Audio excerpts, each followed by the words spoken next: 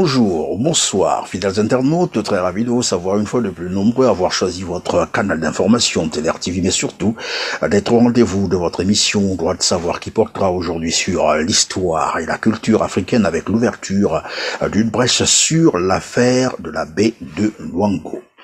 Un peuple sans culture est un peuple sans mémoire, a rappelé Anthony Biancolo, dont Ludico les citations. Ainsi, pour parler de l'histoire et de la culture africaine, j'ai le plaisir de recevoir sur mon plateau Monsieur Lasconi Ngumbulu-Assangi Aminabantu, enseignant, chercheur multidisciplinaire qui parcourt le monde entier à la recherche de la vérité sur l'histoire de l'Afrique. Moi, c'est Christian Perrin. Bienvenue à ceux qui viennent de nous rejoindre. Bonjour Monsieur Lasconi Ngumbulu-Assangi Aminabantu. Bonjour Monsieur Perrin. Ravi d'être invité dans votre émission. Je crois avoir bien prononcé votre nom, c'est bien cela? Absolument, ça aurait été un sacrilège de votre part de ne pas bien prononcer mon nom, d'autant plus que nous sommes plus ou moins du même terroir. En tout cas, merci Monsieur Lasconi Ngumbulu-Assangi Aminabantu d'avoir accepté notre invitation et c'est un réel plaisir pour moi de vous recevoir sur notre plateau.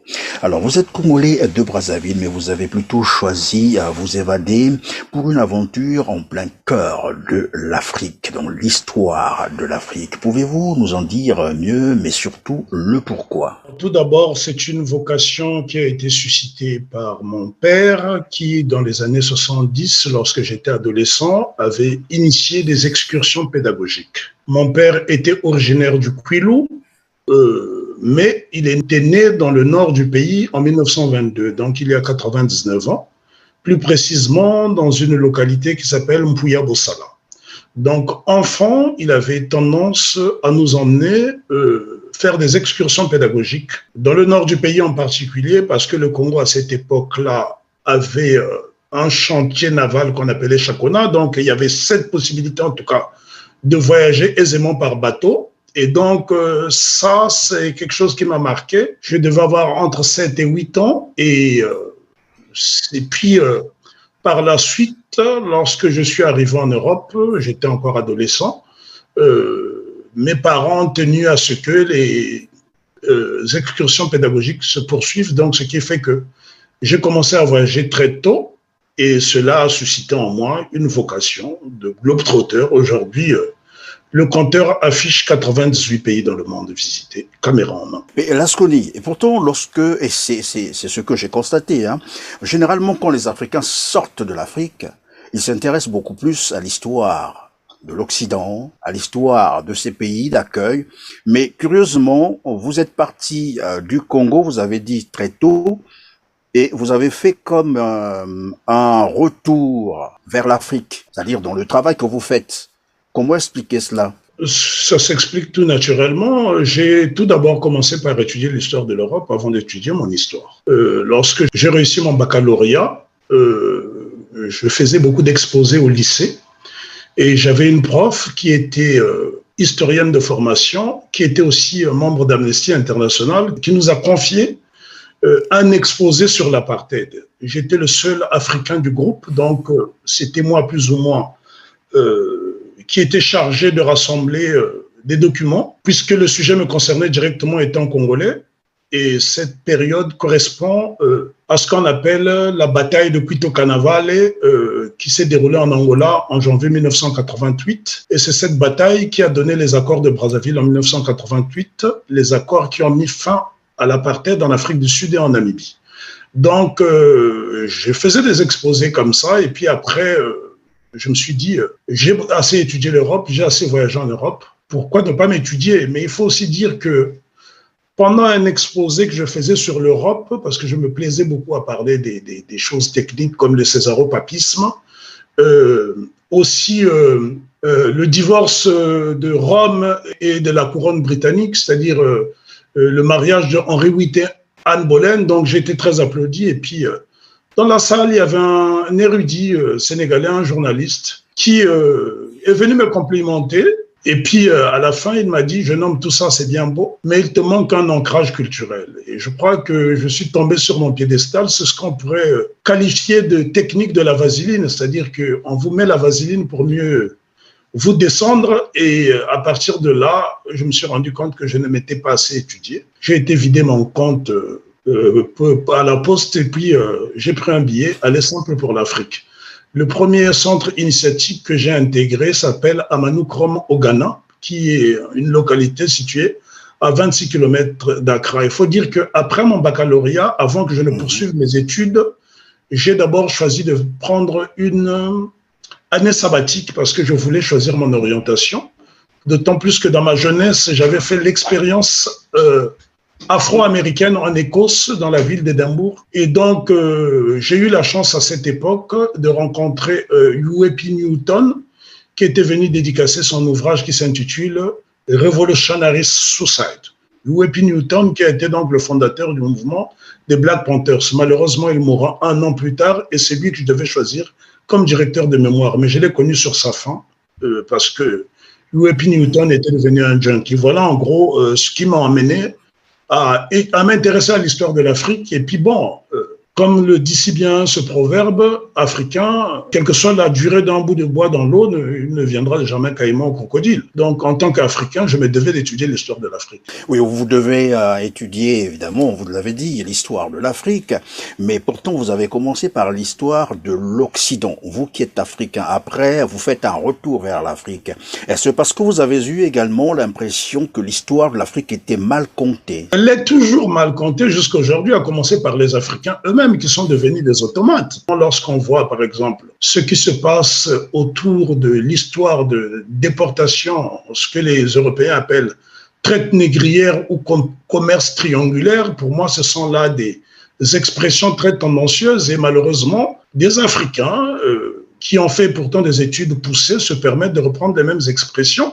Il faut décoloniser le langage. Voilà pourquoi les historiens afro-américains ou les historiens afro-caribéens de langue anglaise ont opté pour le mot Maafa emprunté à la langue kiswahili qui signifie catastrophe. Pour qu'il y ait traite, il faut qu'il y ait un appel d'offres. À ma connaissance, les Africains ne disposaient ni de téléphone, ni de fax, ni de mail pour lancer un appel d'offres. Donc, la décision d'aller rasier les Africains en Afrique a été prise de façon unilatérale par l'Europe. Et généralement, lorsqu'on parle de cette histoire dramatique, la première des choses qu'on met en avant, ce sont les collaborations africaines, comme si la collaboration était une exclusivité africaine. Voilà en gros ce qui m'a poussé à fouiller. Donc, j'ai beaucoup travaillé sur la question, ce qui d'ailleurs m'a valu d'intégrer le programme de l'UNESCO, le grand programme de l'UNESCO, dédié aux races négrières qui s'intitule The Slow Road Project.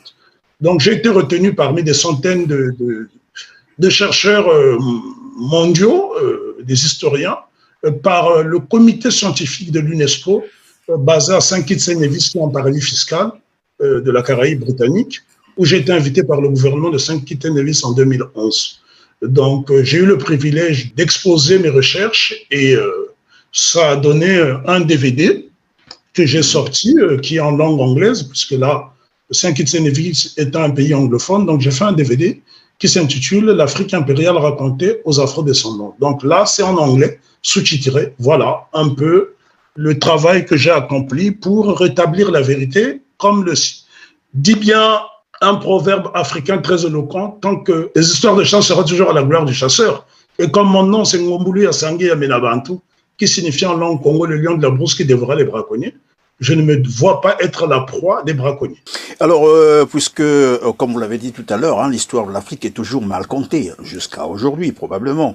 C'est ce que j'ai semblé comprendre. Alors, quelles sont donc en réalité quelques histoires que vous estimez qui ont été mal racontées? Des histoires d'Afrique, bien entendu. Quelques-unes. Moi qui ai eu la chance d'avoir commencé, en tout cas j'ai commencé mes humanités classiques en Afrique, et je me rends compte que lorsqu'on visite les sites historiques que les gens appellent aujourd'hui sites touristiques, ce qui relève de la profanation, et ce sont des lieux de mémoire qui sont chargés d'une mémoire douloureuse, et on ne peut pas considérer ces lieux comme des lieux touristiques. Et j'ai eu à filmer, photographier la plupart de ces sites historiques, à commencer par Albreda et Djoufouré, qui sont deux villages qui se trouvent en Gambie, où Punta Kinte, aïeul de Alex Allais, a été rasié, ce qui a donné un documentaire qui s'intitule Lieu de mémoire numéro 1. Donc, j'ai fait une série de documentaires, j'espère pouvoir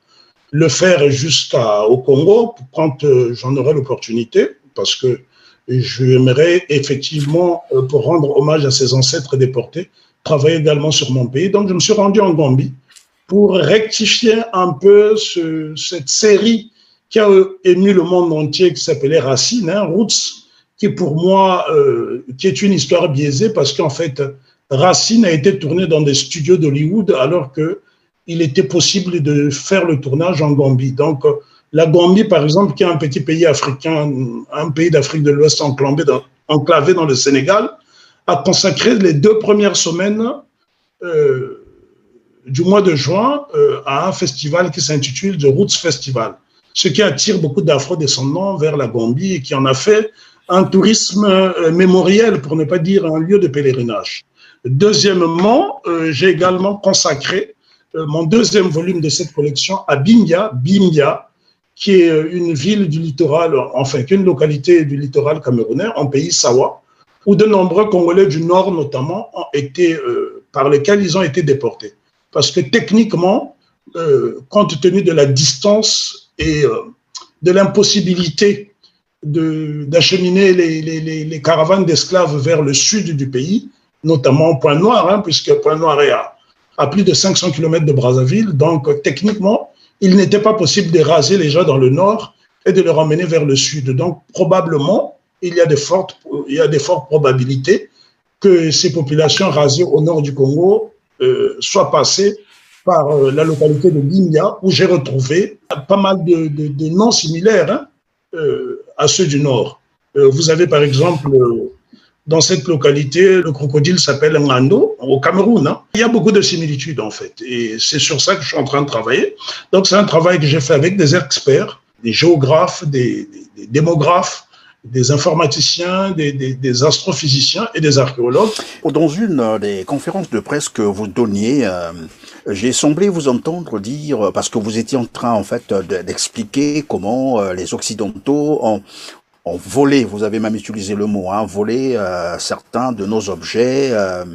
Et vous vous posiez d'ailleurs la question s'ils étaient capables de voler des objets si lourds comme ça pour les emmener chez eux. Lorsqu'on dit qu'on venait acheter les Noirs pour les emmener, et vous avez même développé une théorie comme quoi en Afrique on ne pouvait pas vendre nos parents. Donc ils ont dû aussi voler nos parents qu'ils ont ramenés par exemple dans les Amériques. Est-ce que c'est une façon pour toi de vouloir rétablir un peu la vérité sur la traite négrière qui n'était en fait, si j'ai bien compris, pas un commerce en tant que tel, comme on l'avait présenté, que les Africains vendaient leurs parents, vendaient leurs fils, vendaient leurs enfants, mais plutôt qu'on est venu arracher les Africains aux mains de leurs parents. Absolument, et je ne suis pas le premier à défendre cette thèse. Disons que lorsque nous disons qu'il n'y a pas eu commerce, cela ne signifie pas que nous voudrons il y a une volonté de notre part d'exonérer les Africains de l'époque de leurs responsabilités. Toutes les guerres, je dis bien toutes les guerres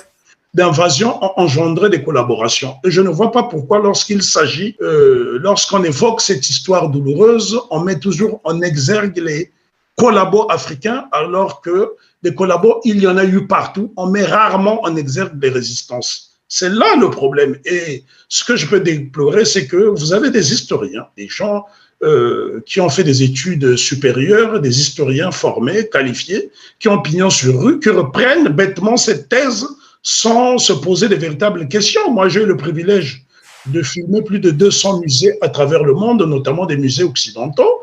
J'ai eu le privilège de filmer l'intégralité du British Museum, à savoir l'African Sainsbury Galleries, l'Egypt Room, l'Asie Room, etc., du British Museum. J'ai également filmé le Brooklyn Museum à New York, l'intégralité du Brooklyn Museum, le musée d'Aquitaine à Bordeaux et un tas d'autres musées. J'en arrive à la conclusion suivante, c'est que la plupart de ces objets qui ornent les galeries ont été volés en Afrique. Et d'ailleurs, aujourd'hui, depuis que le débat a été posé, les Européens sont très embarrassés puisque certains pays ont commencé à restituer. Je donnerai l'exemple d'un des plus grands trésors qui a été volé en Éthiopie en 1936, pendant l'occupation de l'Éthiopie par l'Italie. C'est ce qu'on appelle l'obélix d'Aksum, qui a été érigé à Rome, sur une place qu'on appelle la Piazza dell'Obelisco, située en face de la FAO, qui est une des sous-organisations des Nations Unies.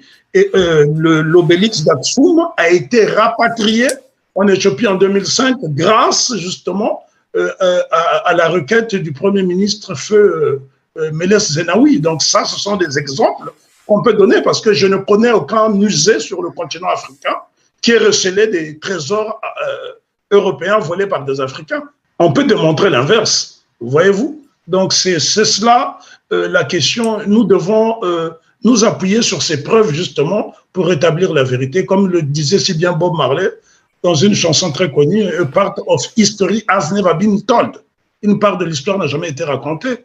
Et d'autres chercheurs, d'éminents chercheurs comme Walter Rodney, qui a écrit un ouvrage très intéressant qui s'intitule en anglais How Europe Underdeveloped Africa, mal traduit en français, et l'Europe sous-développée l'Afrique, ce qui ne veut rien dire.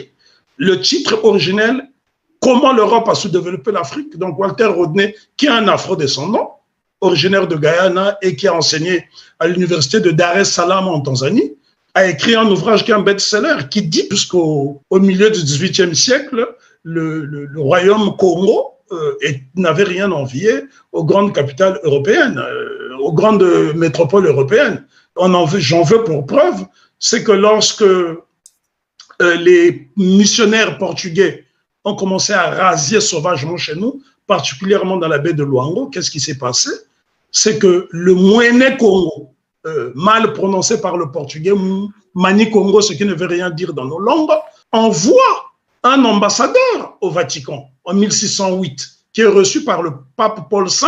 Donc je vous fournis ici les images que j'ai tournées, puisque à la basilique Santa Maria Maggiore, qui est la plus grande basilique de Rome, justement, qui abrite la dépouille mortelle de notre ambassadeur Nsakune Vunda, mieux connu sous le nom de Antonio Manuel. En 1608, si le Vatican, qui est un État pontifical, s'est permis de donner une accréditation à un ambassadeur africain, c'est bien parce que nous avions des États forts. Et c'est important de le rappeler. Le Vatican, le seul noir qui repose au Vatican, c'est Yaya Nsakune Vunda, qui est mort en 1608. Et j'ai d'ailleurs fait un film qui s'intitule Sur la voie du Kingunza, où justement je produis ces images, parce que le problème, ce n'est pas seulement de parler, de dire qu'on a fait ceci, mais il faut également prouver. Donc moi, j'apporte les preuves de mes dires. Il ne s'agit pas de dire pour faire beau, pour se défendre, mais de prouver. Voilà, c'est important. Nos téléspectateurs auront bien le plaisir de retrouver tous ces ouvrages sur votre site internet, qu'on pourra d'ailleurs afficher. Alors, mais dites-moi, dans vos recherches, vous êtes congolais, je l'ai dit, d'entrée de jeu, congolais de Brazzaville en plus, vous êtes probablement beaucoup plus intéressé à l'histoire panafricaine, mais je vais vous ramener un peu vers le Congo, question de comprendre, dans vos recherches, est-ce qu'il vous est arrivé de commencer à fouiller un peu sur l'histoire congolaise, c'est-à-dire les Congolais partis du Congo. Ben, c'est vrai qu'aujourd'hui on parle du Congo-Brazzaville, peut-être que hier c'était comment on appelait ça, le Mbanza Congo, probablement. Je connais très mal cette histoire. Est-ce que vous vous êtes intéressé à ces Congolais-là qui sont partis, c'est-à-dire qui ont été déportés d'ailleurs partant de la baie de Luango et qui se sont retrouvés, ou qui se retrouvent aujourd'hui à travers le monde? Une histoire absolument, Christian. Moi, je me réjouis de participer à cette émission. C'est l'occasion aussi d'illustrer, de montrer les travaux, enfin quelques extraits des travaux que j'ai pu réaliser à travers le monde, aussi bien sur le continent africain que dans la diaspora historique, parce que lorsqu'on parle de cette histoire, il est beau d'abord de distinguer que l'Afrique a deux diasporas, la diaspora historique qui est issue de la déportation et la diaspora continentale qui est issue de l'émigration. Et c'est celle dont nous faisons partie.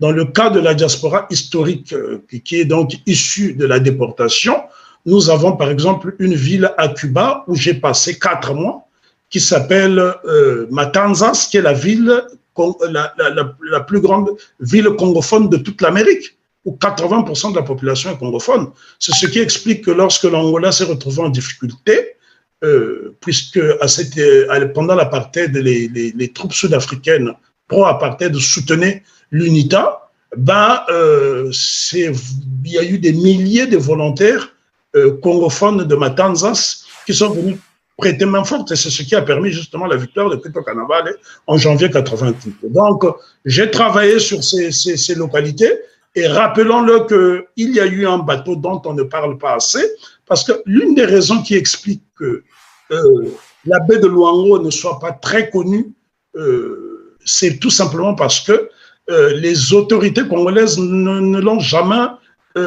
mise en valeur. Pour mettre en valeur un site historique comme celui de la baie de Luango, qui est quand même assez vaste, il faut faire des fouilles archéologiques.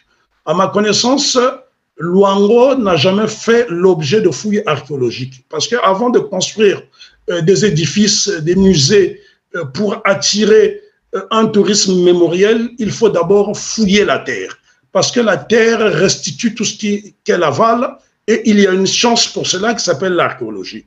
Je suppose que le Congo a quelques archéologues, et à défaut de faire appel à des archéologues congolais, le gouvernement congolais, puisque le Congo étant membre de l'UNESCO, aurait pu faire appel à des experts au sein de l'UNESCO pour pouvoir fouiller ce lieu.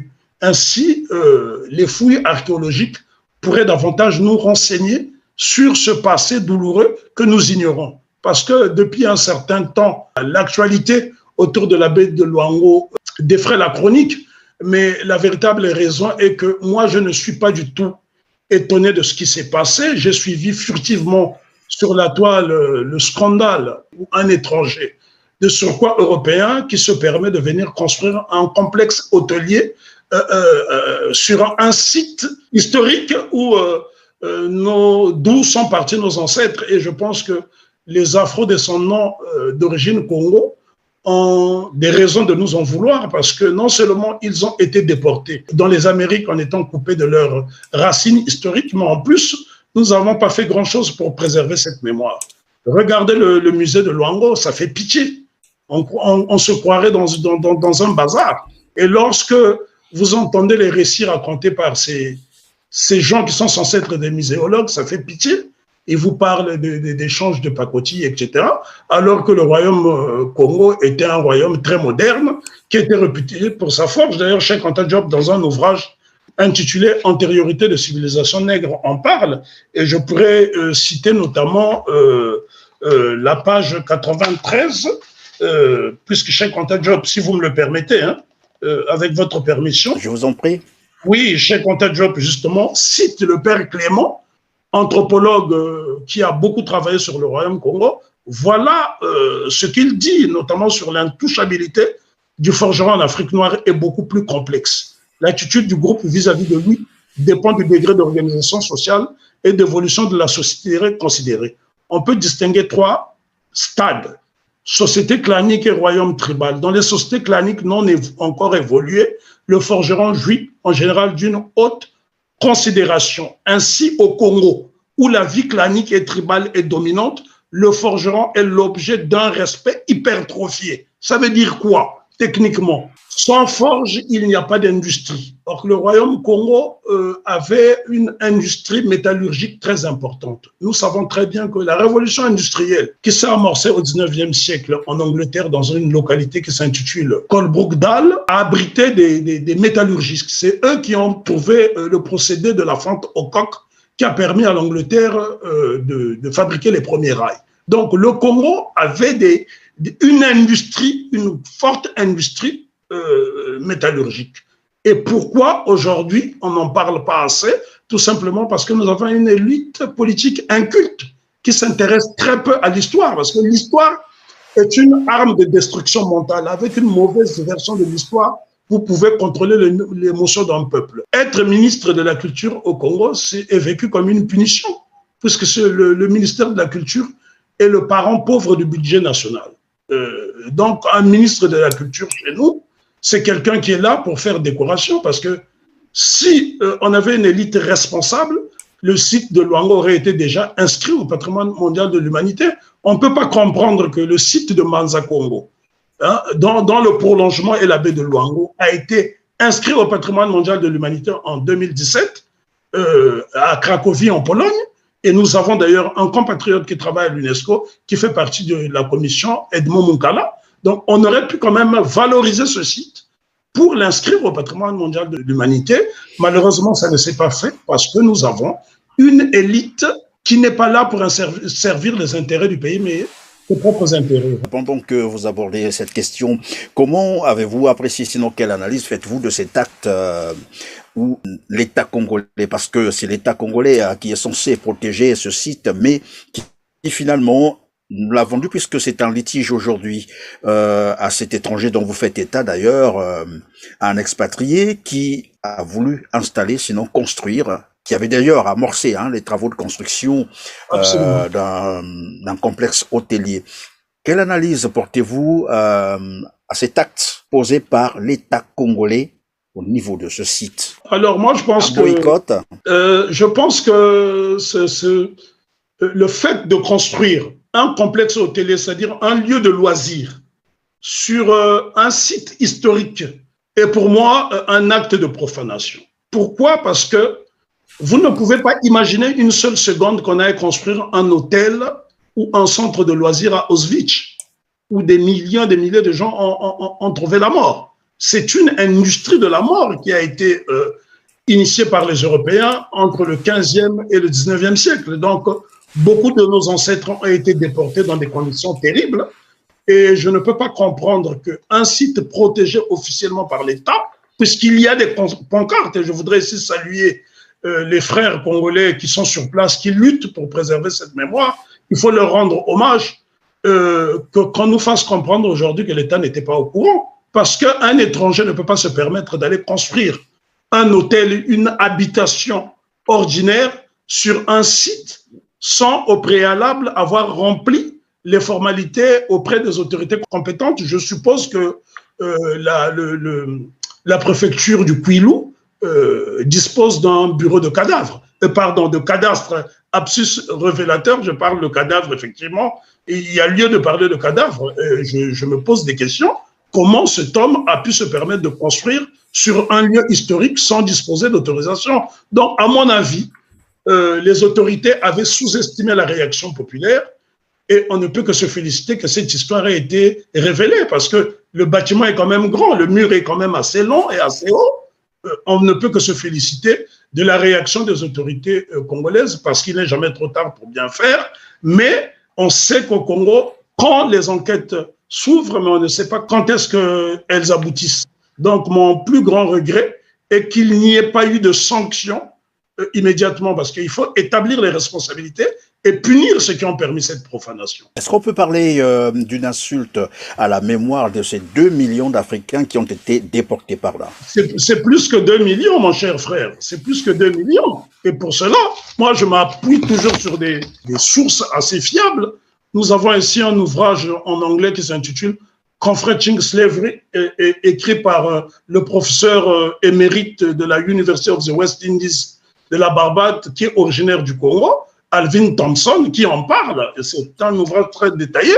Et lorsque je me suis rendu à Cuba, je vous donnerai ici quelques informations et, si possible, illustrer mon propos avec des images que j'ai tournées, des images assez inédites, sur notamment une localité à Cuba qui s'appelle Tomakwenda Yaya. Tomakwenda Yaya sonne bien Congo et la plupart des conversations que j'ai eues dans cette localité se sont déroulées en langue kikongo. Le kikongo de chez nous? Le kikongo de chez nous avec quelques déformations. J'ai fait des documentaires, mon cher frère Christian. Je ne peux que me réjouir de participer à cette émission justement pour mettre en exergue tout cela. Parce que l'histoire de l'Afrique et l'histoire du Congo en particulier occultée tout simplement parce que nous avons une élite irresponsable. Lorsque vous confiez un ministère aussi important à un pornographe, vous nommez un jeune immature à la culture, qui a un ministère clé dans un pays normal, qui est pornographe, qui est plus préoccupé à filmer ses ébats sexuels que des sites historiques, ben voilà le résultat. La mémoire est profanée. Et j'espère qu'il y aura un sursaut national, en particulier aux autochtones de cette région, pour en parler. Moi, je déplore que Feu Tati Loutard, qui a longtemps occupé le Marocain de la culture, n'ait pas penser faire quelque chose autour de cette histoire, d'autant plus qu'il était un enfant de la région. Je ne voudrais pas ici m'acharner sur un mort, mais c'est quand même très grave qu'un intellectuel de la trempe de Tati Loutard, Feu Tati Loutard, qui était un écrivain prolifique, n'ait pas assez évoqué cette mémoire. Ils en ont parlé de façon furtive, mais la mémoire est très importante pour un pays. Vous prenez n'importe quelle nation moderne, vous verrez l'importance que cette nation accorde à son histoire. Si le Japon aujourd'hui est une grande nation, c'est parce que les Japonais sont jaloux de leur histoire et de leur culture. Dans le cas du Congo, ce n'est pas le cas. Quand un pays va dépenser des milliards de francs CFA pour ériger un mausolée à la mémoire d'un colon, celui qui a traumatisé nos ancêtres, il y a un problème. Ça montre bien l'irresponsabilité. Vous parlez du mémorial des Brazza, c'est bien cela? Absolument, absolument. Comment peut-on ériger un mémorial à la gloire d'un colon qui est venu violer nos ancêtres? Je cite ici le professeur Obenga, qui est d'ailleurs conseiller de Denis Sassou Nguesso. C'est le professeur Obenga qui l'a révélé lors d'une intervention quand on a inauguré ce mausolée, que De Brazza est un violeur qui a violé une princesse Téké. Ça ne vient pas de moi. C'est le professeur Obenga qui est un homme qui a pignon sur rue et qui est ironiquement le conseiller du président illégitime du Congo, Denis Sassou Nguesso. Moi, je suis avide de changement parce que si on avait une élite responsable, un régime patriote, on n'en serait pas arrivé là. C'est la pire insulte qu'on ait pu faire aux Congolais.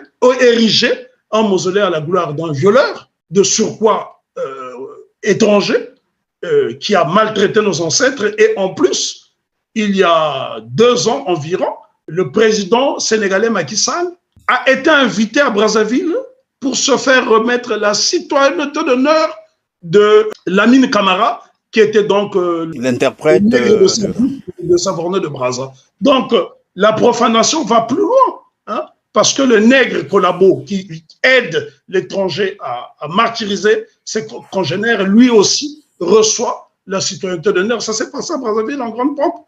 Si l'État congolais ne sait pas quoi faire de l'argent, ben, il ferait mieux d'ériger des véritables mémoriaux à la gloire de nos ancêtres méritants qui se sont battus pour notre liberté. Parce que le Congo, aujourd'hui, s'il est devenu un État, entre guillemets, indépendant, c'est bien parce qu'il y a des gens qui se sont sacrifiés pour que ce pays accède à l'indépendance. Et il n'y a pas un mémorial digne de ce nom. Imaginez vous-même le père de l'indépendance du Congo. On peut lui reprocher ce qu'on peut lui reprocher. Il repose dans un caveau modeste à Madibou. Qu'est-ce qui peut justifier que Savorgné de Brazza, lui et ses parents, parce que le mémorial n'est pas seulement dédié à Savorgné de Brazza, mais il y a aussi les restes de sa famille. Et qu'est-ce que sa famille a à voir dans l'histoire du Congo, au détriment des Congolais. Alors, monsieur Ngumbu Yasangi Aminabantu, on nous dit que la charité bien ordonnée commence par soi-même. Est-ce qu'il vous est arrivé de vous intéresser à l'histoire du Congo, à la culture du Congo, notamment, je parlerai du royaume Téké, par exemple, et puis du royaume Luango en tant que tel? Je travaille sur ces sujets-là, je travaille beaucoup sur ces sujets-là, mais la difficulté est que depuis pratiquement un quart de siècle, je n'ai pas remis les pieds au Congo pour des raisons politiques, puisqu'il y a une succession de guerres et je ne me voyais pas travailler dans un champ de tir. Donc, il est difficile pour moi d'exploiter, parce que je suis un chercheur de terrain, pas un chercheur de bureau. Lorsqu'on se rend dans une bibliothèque pour consulter ou écumer des archives, ce n'est pas de la recherche, c'est de la lecture. Un chercheur se doit de faire un travail de terrain.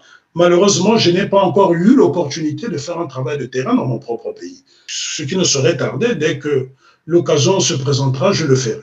Mais dans l'immédiat, je n'envisage pas de travailler sur ces royaumes pour la bonne et simple raison.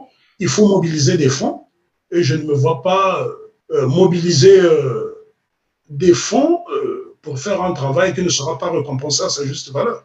Mais en fait, comment vous y prenez? Vous travaillez seul ou bien vous êtes en équipe? Non, j'ai déjà une équipe. J'ai une équipe. J'ai une équipe qui est déjà constituée de ma famille parce que j'ai initié mon épouse, mes enfants à ce que je fais. Ils ont d'autres activités, mais en tout cas, ils m'accompagnent. Et puis, à chaque fois que je me rends quelque part, je fais recours justement à la matière grise locale. Par exemple, lorsque j'ai travaillé sur les Congos de la République dominicaine, ben, j'ai sollicité des historiens sur place donc, qui m'ont aidé à pénétrer une localité qui s'appelle Villa Melia, qui est située à une vingtaine de kilomètres de Santo Domingo, capitale de la République dominicaine. Donc, il y a des fois, et puis je finance mes travaux de moi-même, hein, puisque je suis réalisateur, producteur de mes propres documentaires, donc j'investis tous les droits que je gagne en produisant des films documentaires, ben, je réinvestis cet argent dans ma recherche. Et puis, je suis beaucoup sollicité. Il m'est arrivé d'être invité par des États pour élaborer des programmes scolaires. Ça a été notamment le cas de Saint-Kitts-et-Nevis, donc c'est source de revenus. J'ai également été invité par le Mali, puisque j'ai beaucoup travaillé sur le Mali, sur des sites comme Djenné, ville construite 250 ans avant notre ère. J'ai également été invité par les Jogis aux Nations Unies lors du cinquantenaire de la charte de l'OUA, défunte charte de l'OUA, qui a été remplacée par l'Union africaine. Donc voilà, c'est comme ça que je finance mes travaux. Et je m'en sors assez bien, parce que mes DVD se vendent bien, ils sont bien distribués, donc voilà. J'ai beaucoup écrit, mais je n'ai pas assez publié pour la bonne et simple raison. La plupart des éditeurs sont des gens qui ne rémunèrent pas assez bien. Donc aujourd'hui, c'est la pédagogie par l'image qui marche. Donc j'ai privilégié la filmographie au détriment de la bibliographie. Et comme quoi, le jour où le Congo, j'allais dire, l'État congolais aura besoin de vous, aura besoin certainement, vous proposera un projet dans ce sens. Oui, l'État congolais, pardon Christian de vous interrompre, l'État congolais, mais quel État congolais? Moi j'aspire de travailler avec un régime légitime, et pas celui qui est là, qui tue des opposants et qui falsifie les résultats des élections. Je ne me vois pas travailler avec un régime dictatorial. J'ai des convictions. Quand on est un panafricaniste, on aspire à une Afrique rayonnante et ce ne sont pas des régimes comme ceux du Congo-Brazzaville, du Gabon ou d'autres qui incarnent le néocolonialisme qui pourrait nous aider à avancer parce que le travail de mémoire n'intéresse pas les gens qui sont là. Regardez la composition du gouvernement. Vous savez que pour la plupart, ce sont des boucouteurs. Il y a peut-être quelques personnes qui ont une certaine expertise, mais cette expertise est noyée. Quand vous vous retrouvez dans un océan de médiocrité, vous ne pouvez pas briller. Donc, mon cher Christian, je vous prie de ne pas pouvoir m'associer avec un tel régime. Vous êtes quand même une mine de connaissances culturelles, surtout pour l'Afrique. Et comment ferez-vous finalement pour transmettre votre savoir à ces jeunes Congolais qui voudront apprendre, faire comme vous? Ma préoccupation est déjà de faire rayonner l'Afrique parce que le micronationalisme est périmé. L'avenir appartient aux grands ensembles. En tant que panafricaniste, j'aspire à la destruction des enclos coloniaux, qu'on appelle aujourd'hui États, puisqu'il n'y a pas d'État en Afrique, en fait. La plupart de nos États, ce sont là des enclos avec une petite ethnie qui gravite autour du pouvoir. Ce modèle-là n'est pas convenable. Lorsqu'on a des ambitions, on se doit d'avoir une vision plus globale. Ceci étant, les Congolais profitent de mes lumières. Il y a des Congolais en diaspora. Ceux qui sont au Congo aujourd'hui sont connectés. Aujourd'hui, je pense que l'information s'est démocratisée grâce aux réseaux sociaux. Donc, à travers ces canaux, ils peuvent en bénéficier à défaut d'être au Congo. Mais la RDC, qui est aussi une partie de nous, m'a fait l'honneur de m'inviter en 2017 pour une grande exposition. Et ça a donné ce DVD, Reine d'Afrique d'aujourd'hui. Et donc, je voudrais ici en profiter pour remercier ceux à Kinshasa qui m'ont invité, notamment une grande agence qui s'intitule Sel et Poivre, une grande agence qui a mis les moyens pour que je puisse exposer les fruits de mes travaux. 3000 photographies sur les grandes femmes qui ont justement sacrifié leur vie pour la libération du continent africain, notamment Kimpavita, qui est une héroïne de chez nous, qui est une héroïne commune entre la RDC, le Congo-Brazzaville et l'Angola. Donc, les Congolais de Brazzaville, ceux en tout cas qui sont connectés sur la toile, me suivent. J'ai plus de 10 000 personnes qui me suivent sur ma page Facebook, sans compter ceux qui me suivent sur mon site internet, et parmi lesquels il y a beaucoup de Congolais.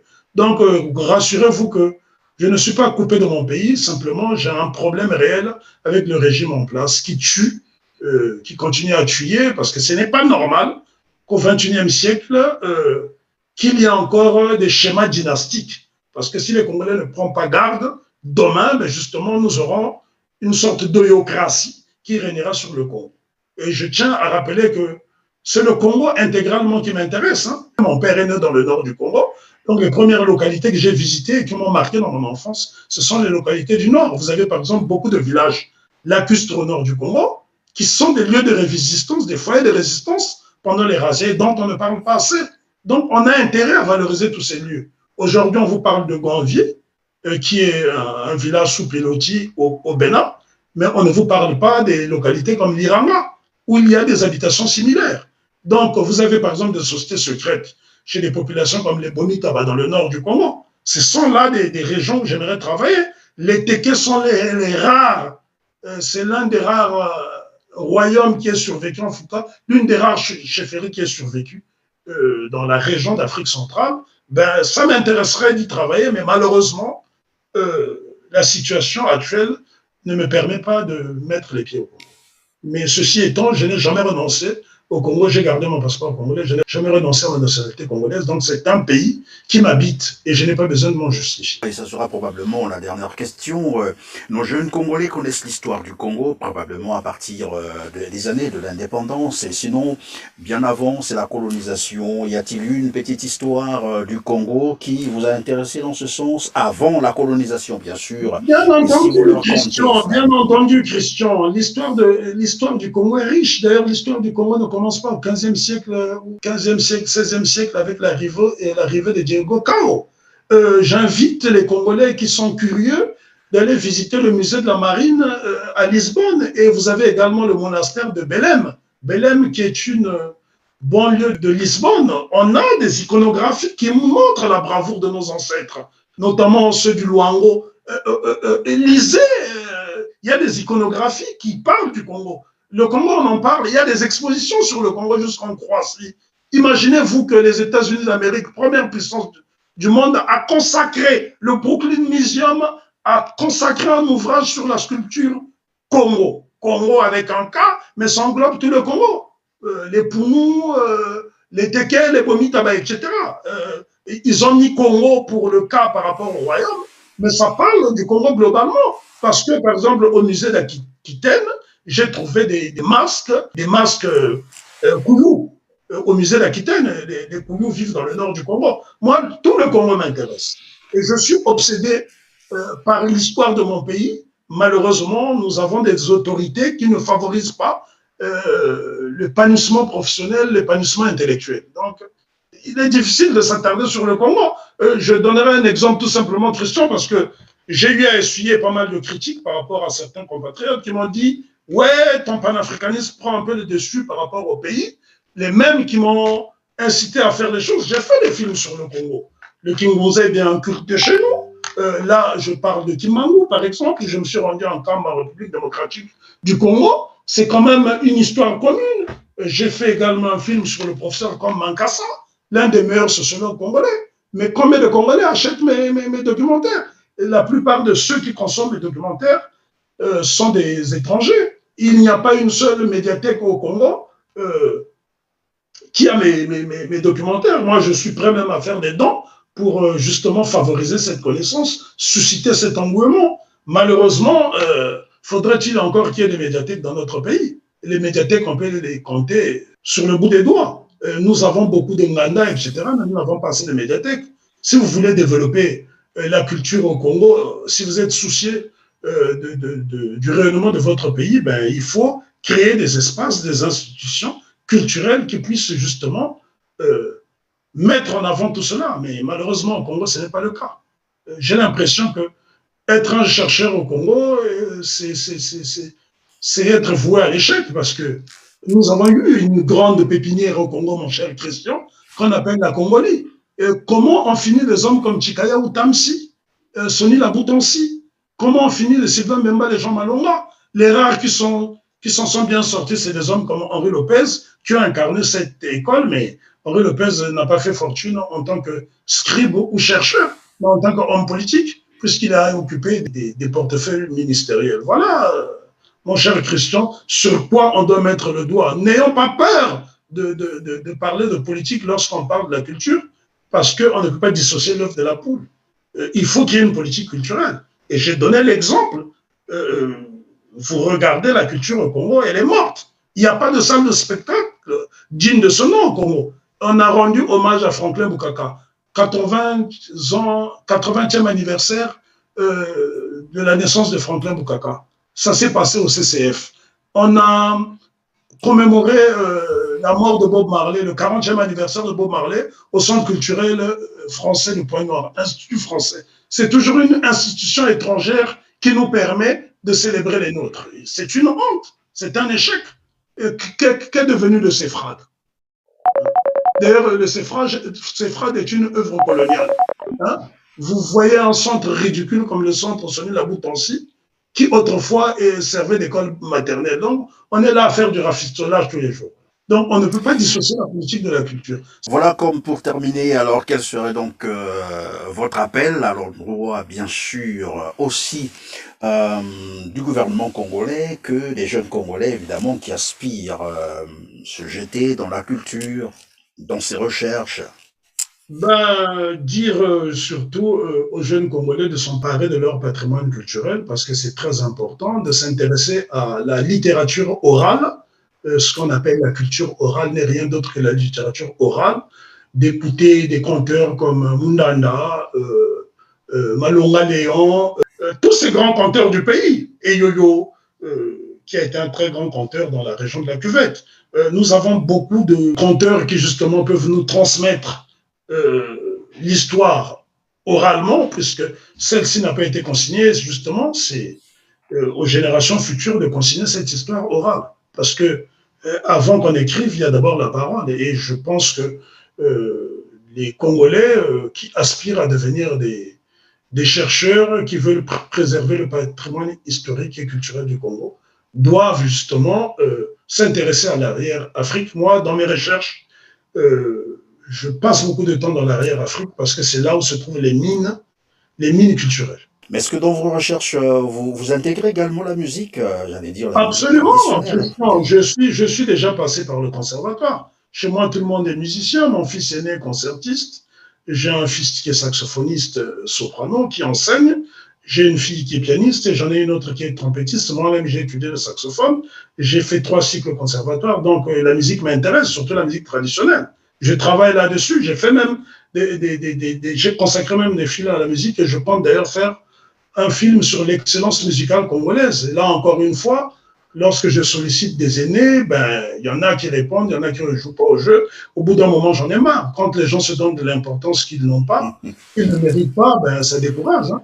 Vous savez, dans mon travail, j'ai eu l'opportunité de rencontrer des hommes comme B.B. King, Aretha Franklin, qui se sont prêtés au jeu. J'ai eu même à interviewer James Brown. Et là, je suis en train de faire un film sur Fela, c'est très facile. Je sors du Nigeria, mais dès que vous arrivez chez les Congolais, ils vous fatiguent. Donc, au bout d'un moment, moi, je ne peux plus m'accommoder de ça. Je ne voudrais pas ici cracher sur tous les Congolais, parce qu'il y a quand même des Congolais qui m'ont aidé, mais malheureusement, la plupart c'est très protocolaire et je n'ai pas de temps à perdre. Pour autant, on ne va pas baisser les bras. Et en tout cas, la toute dernière question. Il vous est arrivé d'écouter quelque part dans vos tournées la musique traditionnelle du Congo? Absolument. Je te donne un exemple. Moi, par exemple, je suis Mouza de confession. Je pratique le culte des ancêtres. Et ce sont des musiques que j'écoute en permanence quand je voyage.